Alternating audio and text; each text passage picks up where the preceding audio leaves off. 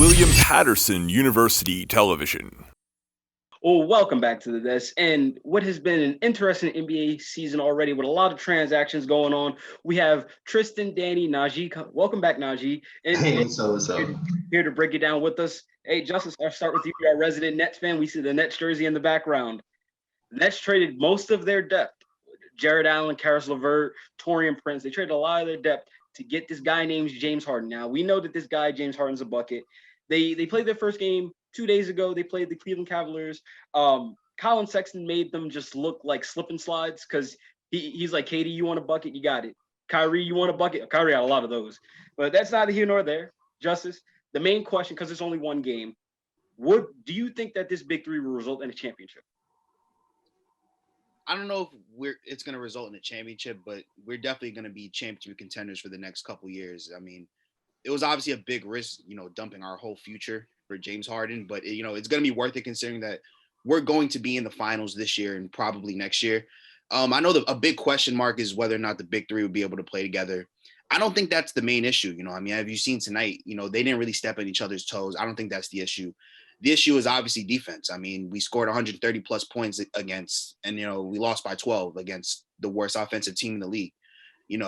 I think that we need the Nets need to fill up their roster a little bit, and their bench, because Kevin Durant played 50 minutes against the Cavs. That's not a good thing, So I think that if they get their defense in order, they could win a championship, but they're definitely coming out the East. Nijee? Yeah, for me, I feel like the Nets easily gonna make out the East because who else could stop KD besides Giannis don't even want to guard KD most of the time. If you see that game when the Nets win, guard Jimmy Butler, so hey. Yeah, I feel like Giannis is the defense don't want to guard KD, and I don't see on the Bucks that can guard KD or James Harden. So I see the Nets always in the finals the next 3 years, like Justin said. But then winning championship, I don't see that. Their defense is too lackluster. Yeah, and one of the big issues is the game before the Nets traded all their pieces away, DeAndre Jordan didn't play against Nikola Jokic because Steve Nash knew it was going to happen. That's a walking bucket every single time. and Jared Allen's no longer on the Nets. So just think about even guys like Joel Embiid that's in the East. Like Tristan, look, Joel Embiid had 42 points the other night. Do you think that the lack of bigs will be a problem for the Brooklyn Nets other than their defense? Because their defense is already an issue. They almost gave up 150 to the Cavaliers. Granted, it was a double overtime game, but that's still 150, man. I think that's a clear yes, and I think that game against Cleveland shows, if I'm not mistaken, Andre Drummond had, 27 rebounds? That can't happen. That can't happen.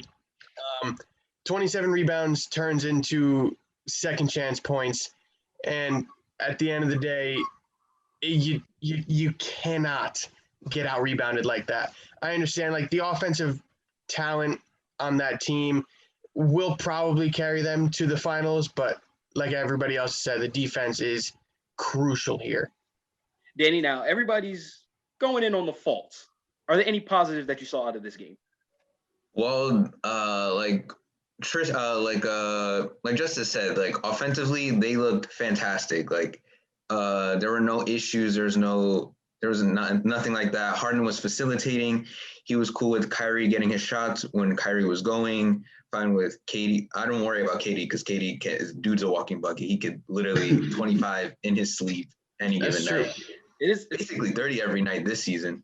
Yeah. So I'm not worried about them offensively, but like I said, minutes, being small, and then defense are the three biggest takeaways. Now, Danny, to keep it with you, we switch over from conference. We go to the West.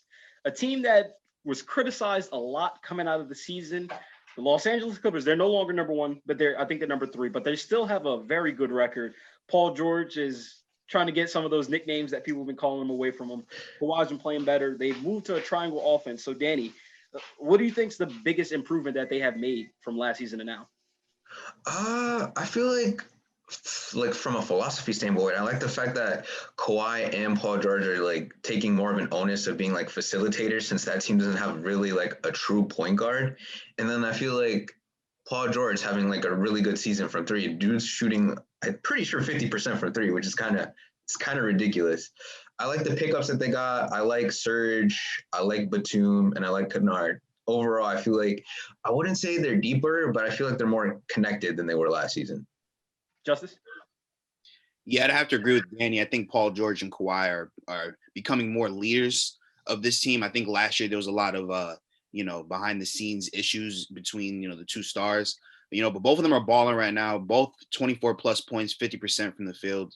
I think there's less pressure on them this year. Last year everyone expected them to be there. Now, I think that Kawhi works better when there's less pressure on him. Paul George is balling, but playoffs is where it matters. So until that happens, I can't really call them the favorites right now over the Lakers. Nijee? Okay, I feel like their mindset is improved. Cause all last season it was all about we gonna beat the Lakers, we gonna go to the finals, we gonna do all that. I feel like it's like they stopped talking, they stopped tapping the whole time. You don't really hear Paul George talking like that. You don't hear Pat Beverly talking like that. It's like they more focused on their game. So I feel like that they improved, their mindset improved, not the play, but their mindset improved. Tristan, close us out. I think everyone's hit the nail on the head pretty well. I've never been a big Nicholas Batum guy, but I do like He did steal some money. the fact that they obtained Serge Ibaka. I do like the fact that they obtained Serge Ibaka. I think the key here, besides the mindset that they have, is the fact that Pandemic P isn't Pandemic P at the very moment.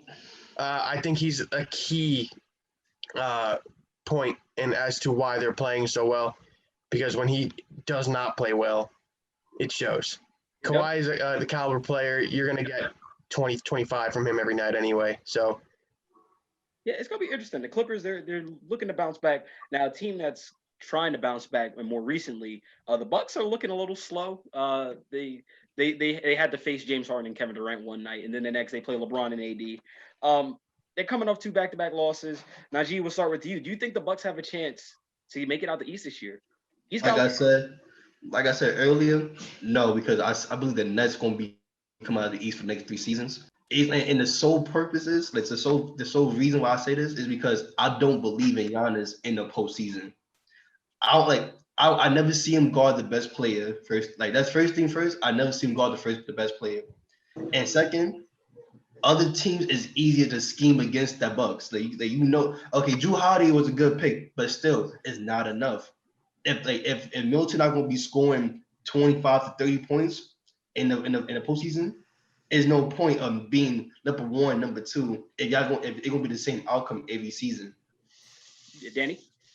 Yeah, I'm with Nijee on this one. Like the Bucks, I kind of see them for what they are. I feel like there's a ceiling on that team, and like they're because of Giannis, the deficiencies. That's where their ceiling is.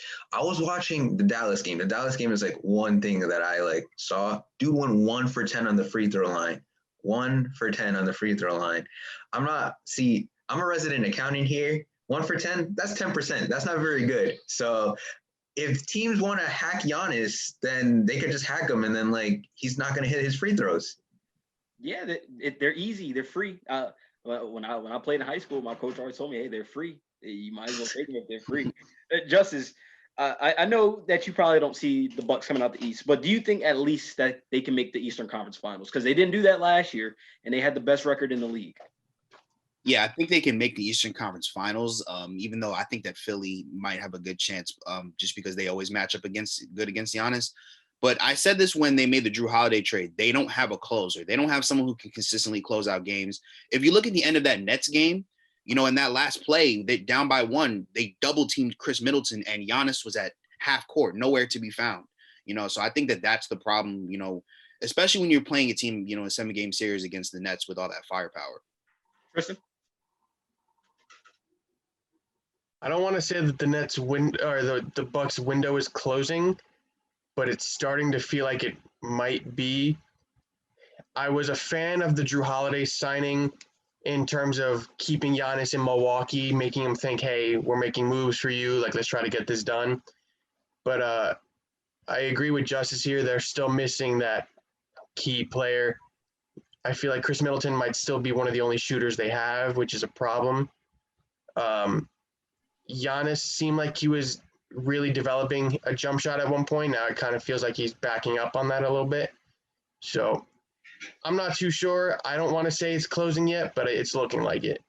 Yeah, that'd be unfortunate too, because he signed the Supermax. He's there for a long time. So I just hope that results in good things for the Bucks and Giannis. But looking how the East is, it's gonna be quite something to see. Now, quickly, gentlemen, we've seen Steph Curry in MVP form.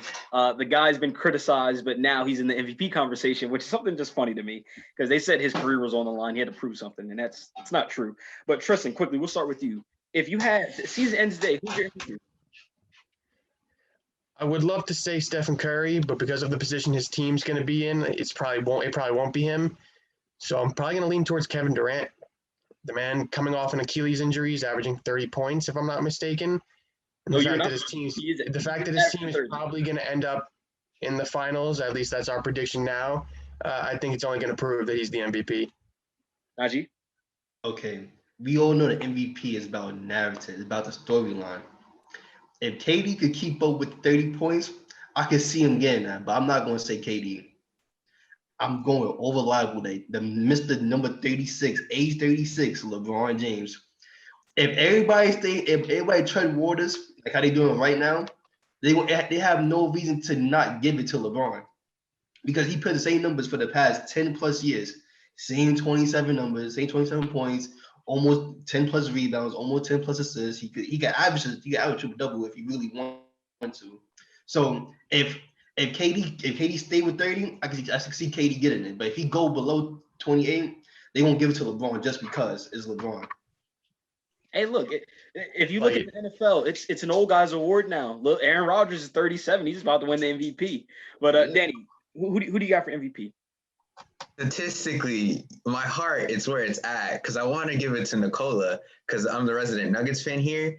Dude is averaging a triple-double. He's a center leading the league in assists, but unfortunately, his record does not show for it. So I'm going to surprise some of y'all and go with another big man in the East, which is Joel Embiid, who's number one in the East, and he's missed 3 games, and they lost all those 3 games. So technically, when he plays, they're 10-2.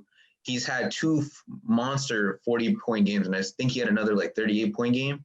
He's averaging 26, 11 rebounds, a block, and a steal. So the man does it all on both ends of the court. Yeah, he's showing he got something. He is showing that. Justis, close us out. Who you got for the MVP? I do agree with Najee's point that I don't think that Kevin Durant would be able to keep up with the 30 points per game just because now he has to share the ball with Harden and Kyrie. I actually am going to go with Nikola Jokic. He has better numbers than Joel Embiid. Man is averaging a 25-point triple-double on 50% shooting. I do think the Nuggets record is going to get better over time. I think they had a slow start.